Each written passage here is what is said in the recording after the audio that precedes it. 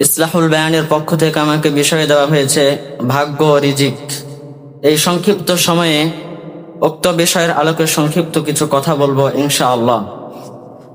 সম্মানিত উপস্থিতি, ভাগ্য ও রিজিক এটা কি? আমরা সাধারণত মনে করে থাকি যে আমরা যা খাই এটাই শুধু রিজিক, এটাই শুধু ভাগ্য, কিন্তু না। রিজিক মানে কি? আমাদের সম্মান, মর্যাদা, ভালোবাসা, জ্ঞান, ধন সম্পদ এ সবগুলো রিজিকের অন্তর্ভুক্ত। শুধু খাওয়া এর নামে শুধু রিজিক নয়। মৃত্যু যেমন একটা মানুষকে যেভাবে তালাশ করে, একটা মানুষকে খুঁজে, ঠিক তেমনই ভাবে তার রিজিক তাকে সেভাবে খুঁজে, সেভাবে তালাশ করে।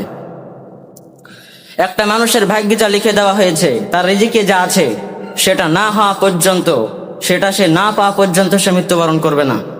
রিজিক কেমন জিনিস?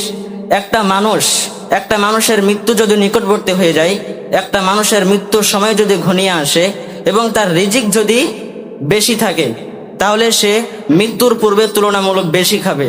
আবার যদি এমন হয় যে তার রিজিক শেষ হয়ে গেছে, শেষের পথে, কিন্তু তার হায়াত বাকি আছে, সে মৃত্যুর পূর্বে তুলনামূলক কম খাবে। এর নাম হলো রিজিক। রিজিক তো আল্লাহর হাতে, রিজিক দেওয়ার মালিক তো আল্লাহ। কোনো মানুষ রিজিক দিতে পারে না, কোনো মানুষের হাতে রিজিক নাই।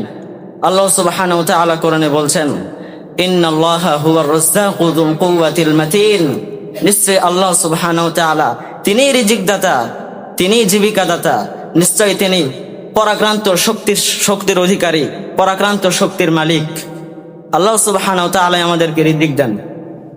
একটা মানুষ তার ভাগ্যে যা লিখে দেওয়া হয়েছে, তার ভাগ্যে যা লেখা আছে, সেটা না হওয়া পর্যন্ত, সেটা সে না পাওয়া পর্যন্ত তার মৃত্যু হবে না। عن ابن مسعود رضي الله عنه قال قال رسول الله صلى الله عليه وسلم। ইবনে মাসউদ রাদিয়াল্লাহু তাআলা আনহু থেকে বর্ণিত, তিনি বলেন, রাসূল সাল্লাল্লাহু আলাইহি ওয়াসাল্লাম বলেছেন, আন্নাহু লাইসা মিন নাফসিন তামুত হাত্তা তাস্তাওকিয়া রিজকুহা। একজন মানুষের তার নির্ধারিত রিজিক যা তার ভাগ্যে লিখে দেওয়া হয়েছে, সেটা সে যতদিন না পাবে সে মৃত্যুবরণ করবে না। তার ভাগ্যে যেটা লেখা আছে সে হবে। তাহলে আমরা এই রিজিক নিয়ে এত চিন্তিত কেন? এই রিজিক নিয়ে এত হতাশ কেন? এই রিজিক নিয়ে আমাদের এত টেনশন কেন? একটা পাখির থেকে শিক্ষা নেন।